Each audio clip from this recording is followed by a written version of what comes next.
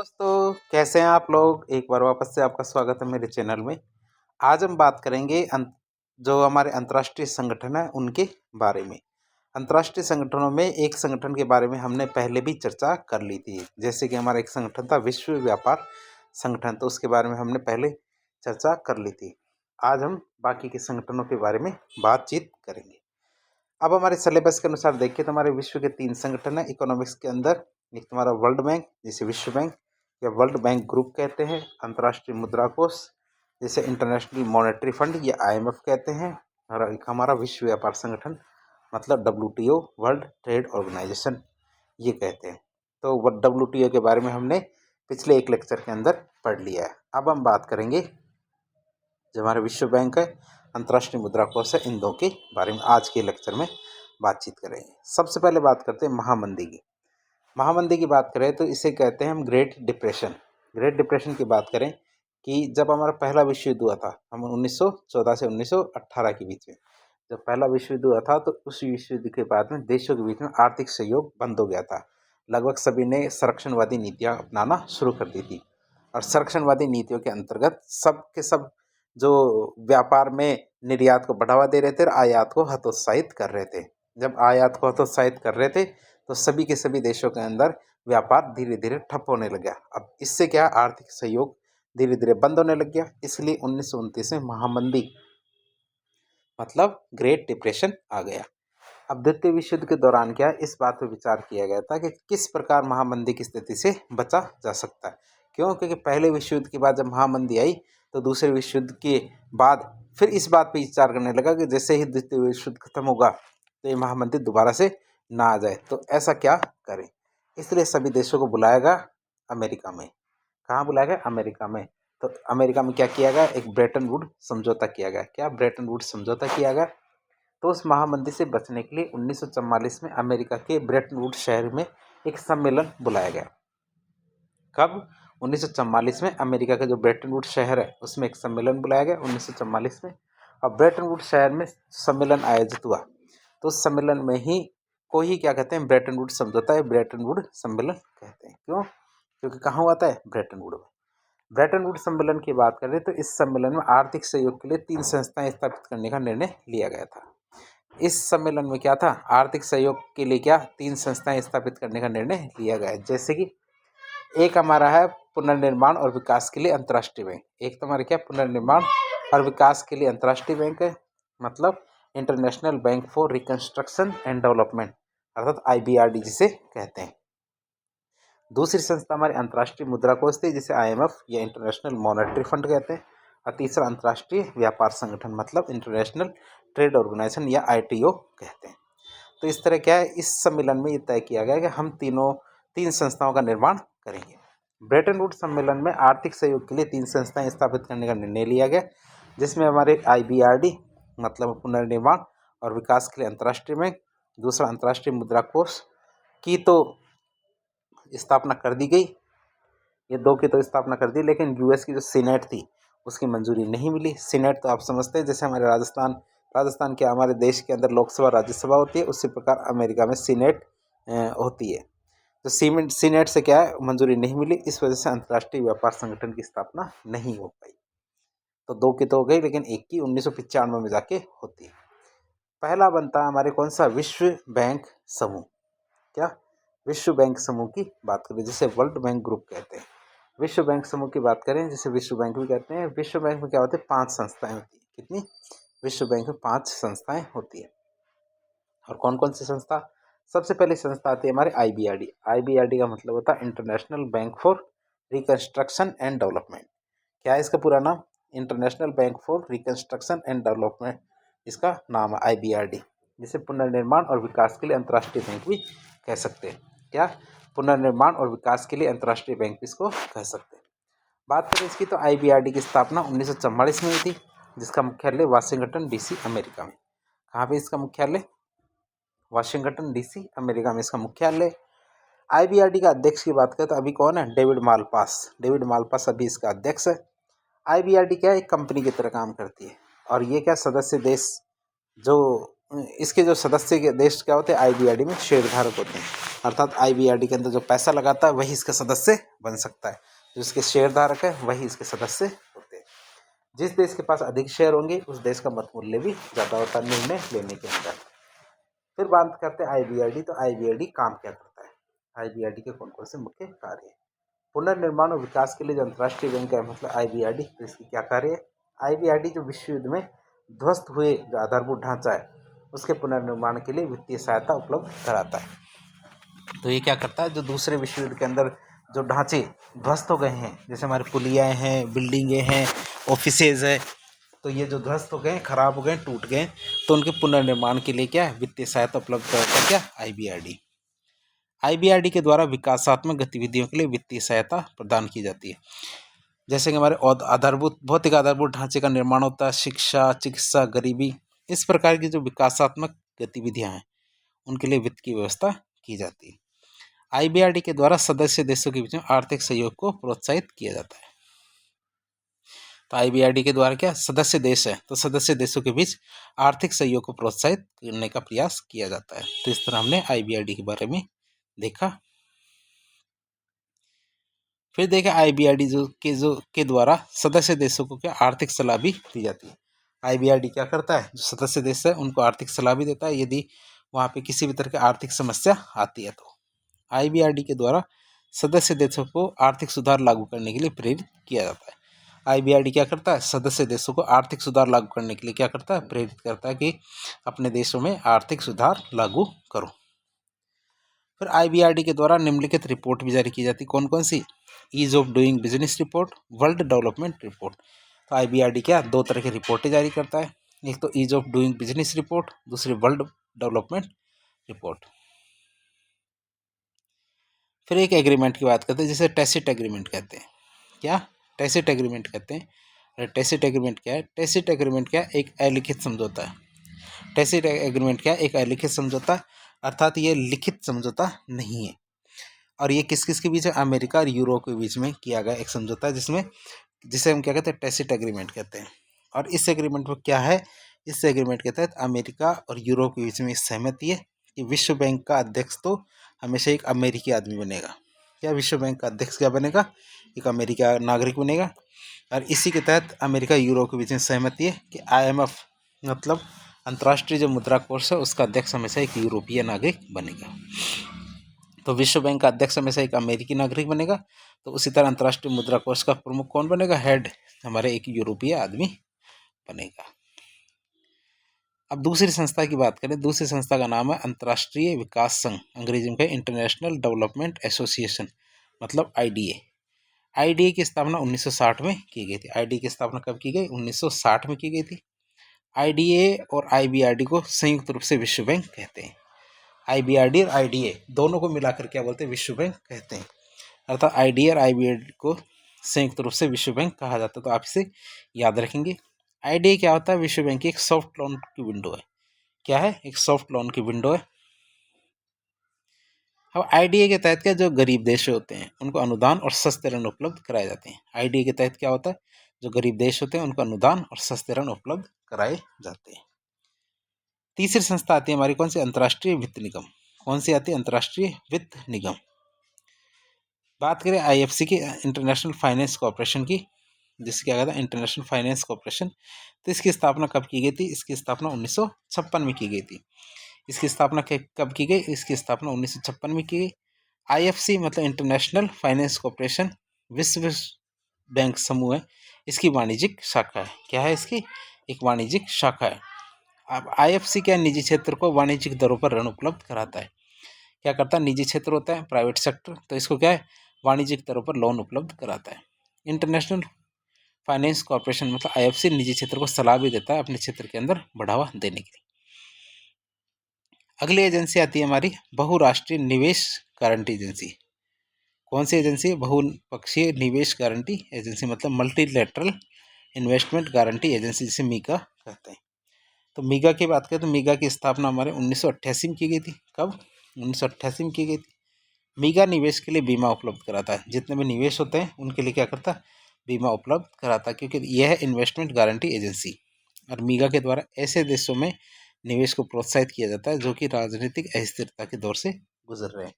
जैसे हमारे अफ्रीकी देश है, वहाँ पे क्या कई देश ऐसे हैं जहाँ पे क्या राजनीतिक अस्थिरता है, जिनकी वजह से क्या वहाँ निवेश नहीं होता है।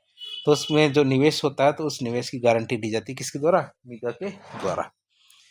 फिर आता है हमारा ICSID, मतलब जो हमारा international centre for settlement of investment disputes, मतलब निवेश विवादों के निपटारे के लिए अंतर्राष्ट्रीय केंद्र।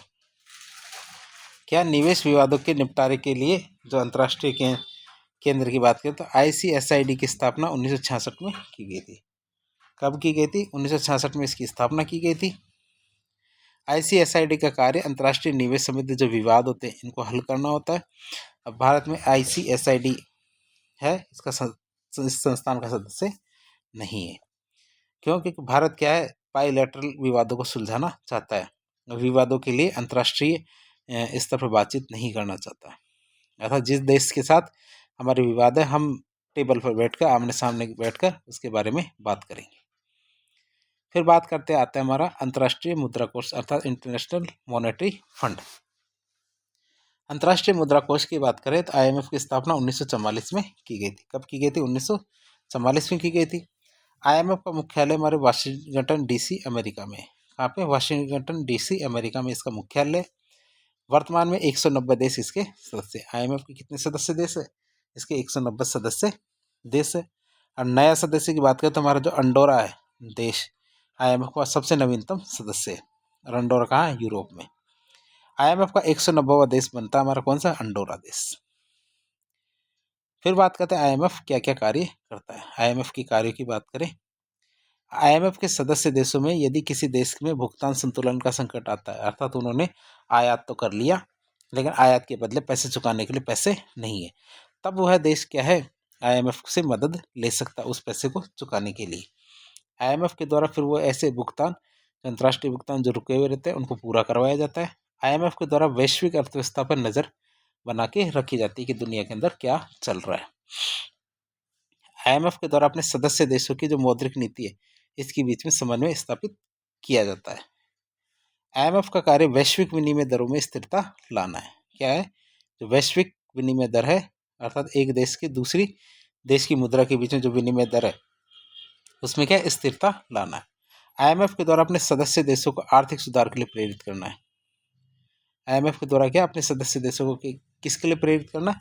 आर्थिक सुधार के लिए प्रेरित करना है। IMF के द्वारा अपने सदस्य देशों को आर्थिक सलाह भी उपलब्ध करवानी। क्या करवानी? आर्थिक सलाह भी उपलब्ध करवानी। बात करें अंतर्राष्ट्रीय मुद्रा कोष की तो इसके द्वारा भी 3 रिपोर्टें जारी की जाती है। एक तो हमारी आती है वर्ल्ड इकोनॉमिक आउटलुक रिपोर्ट। कौन सी रिपोर्ट है? World economic outlook report. दूसरी ग्लोबल फाइनेंशियल स्टेबिलिटी रिपोर्ट। दूसरी रिपोर्ट कौन सी? Global financial stability report.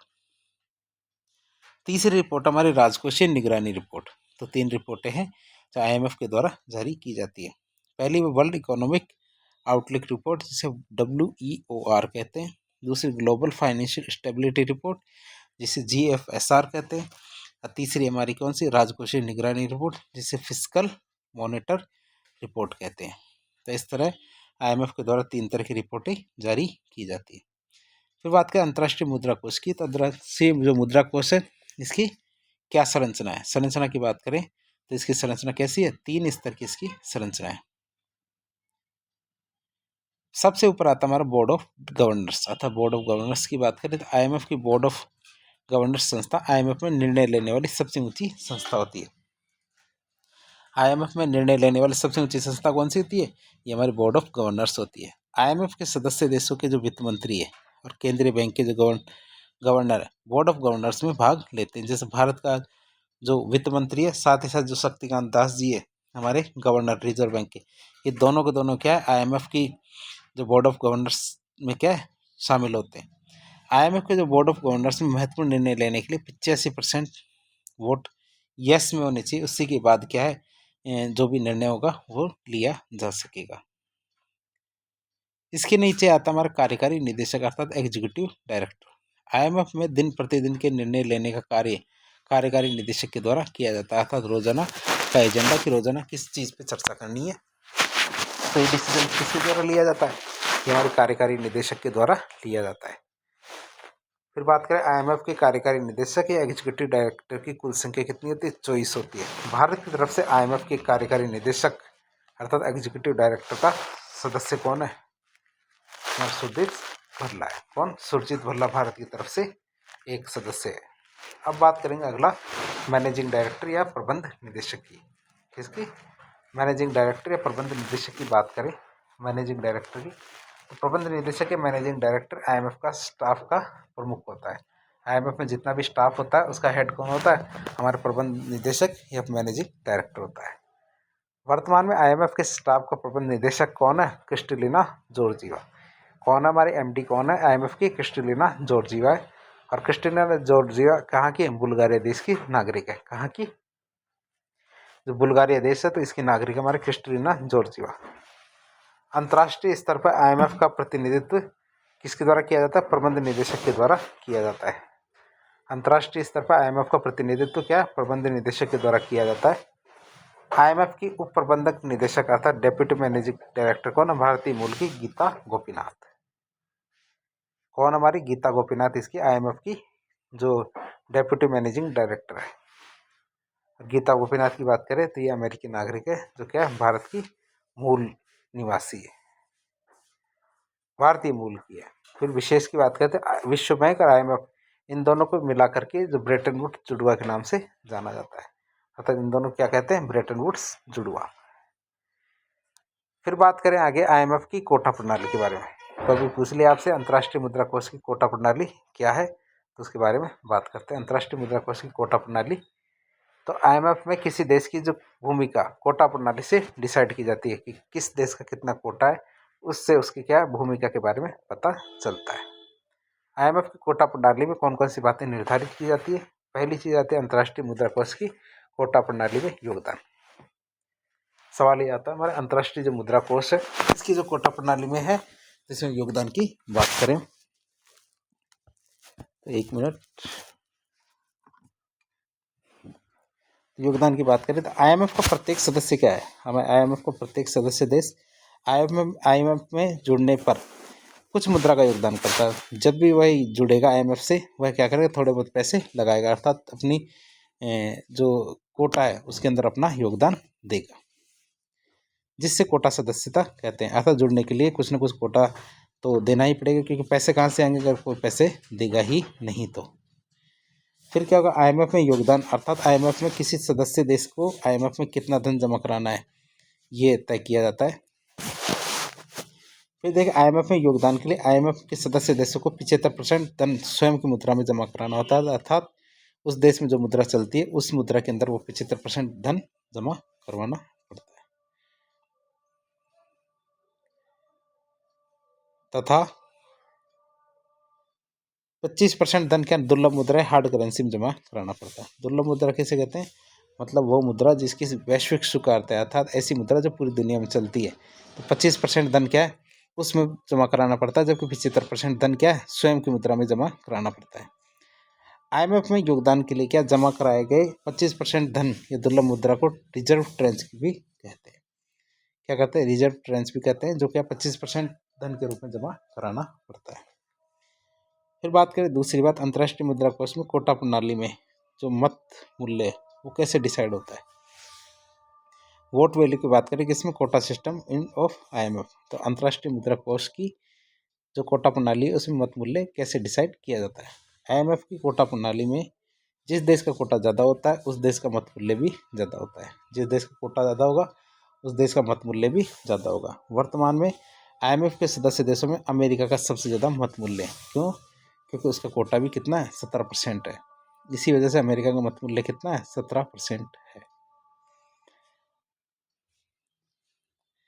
फिर बात करें अंतर्राष्ट्रीय मुद्रा कोष की कोटा प्रणाली में ऋण क्षमता।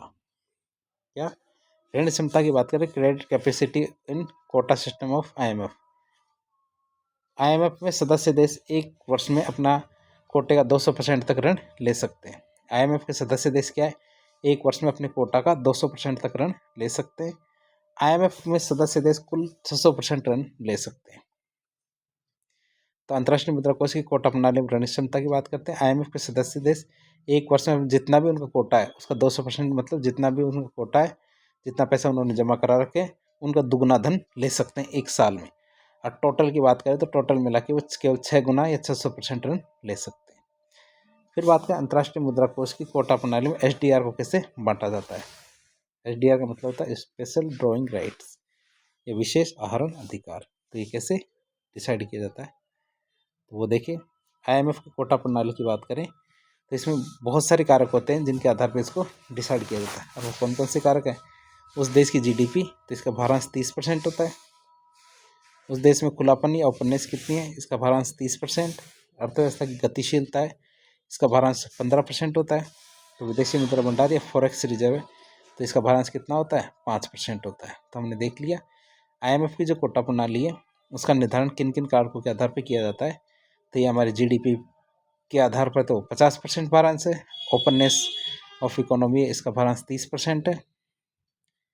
तो अर्थव्यवस्था की जो गतिशीलता है उसका भारांश 15%। तो विदेशी मुद्रा भंडार का 5% है।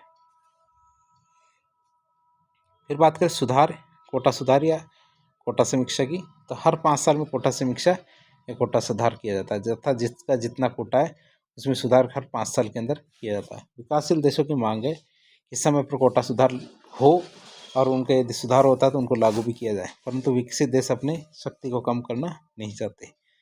विकासशील देश चाहते हैं कि उनका कोटा बढ़े। हाल ही में 15वीं कोटा समीक्षा या कोटा सुधार किया गया था। 15वीं समीक्षा या कोटा सुधार में कोई परिवर्तन नहीं हुआ। 14वीं कोटा समीक्षा या सुधार में क्या परिवर्तन हुआ था, विकासशील देश के कोटा में 6% की वृद्धि हुई थी। 14वीं कोटा समीक्षा या कोटा सुधार में भारत का 8वां सबसे बड़ा कोटाधारक बन गया है। 14वीं कोटा समीक्षा या कोटा सुधार के बाद क्या है, भारत 8वां सबसे बड़ा कोटाधारक बन गया है। 14वीं कोटाधारक क्षमता के अनुसार भारत का कोटा 2.67% है। भारत के पास कितना कोटा है, 2.67% भारत के पास कोटा है। 14वीं कोटा समिति है कोटा सुधार में 3 सबसे बड़ा कोटाधारक बन गया है। फिर आता है SDR अधिकार, तो IMF का विशेष आहरण अधिकार या SDR की बात करें तो विशेष आहरण अधिकार अर्थात स्पेशल ड्रॉइंग राइट्स SDR एक अंतर्राष्ट्रीय रिजर्व परिसंपत्ति है। क्या अंतर्राष्ट्रीय रिजर्व परिसंपत्ति है। SDR का प्रयोग IMF के सदस्य देशों के जो विदेशी मुद्रा भंडार में सहयोग के लिए किया जाता है। SDR की शुरुआत कब की गई थी, 1969 में की गई थी। और एक SDR का मूल्य होता है 0.88 ग्राम सोने के बराबर, मतलब $1 के बराबर क्या होता है, SDR का मूल्य होता है। फिर बात करें वर्तमान में SDR का मूल्य 5 मुद्राओं के आधार पर तय किया जाता है, जैसे हमारे अमेरिका का डॉलर, ब्रिटेन का पाउंड, UK के अंदर यूरो, जापान का येन, चीन का रेनमिनबी जो रेनमिनली भी कह सकते हैं, रेनमिनबी को वर्तमान में जोड़ा गया है। SDR क्या होते हैं, पेपर गोल्ड कहलाते हैं। SDR क्या कहलाता है, पेपर गोल्ड कहलाता है। SDR का प्रयोग IMF के सदस्य देशों की सरकारों के बीच में संप्रभु भुगतान के लिए किया जाता है। क्योंकि सदस्य देश होते हैं, इनके बीच में संप्रभु भुगतान होते हैं, उनके लिए इसका उपयोग किया जाता है। तो आज के लेक्चर में जो IMF और विश्व बैंक के बारे में सारी जानकारी लेने की कोशिश की। तो इस प्रकार के इन्फॉर्मेटिव वीडियो देखने के लिए हमारे चैनल से जुड़ें। वीडियो पसंद आता है तो वीडियो को लाइक करें, चैनल को सब्सक्राइब करें, अपने दोस्तों के साथ शेयर करें। धन्यवाद।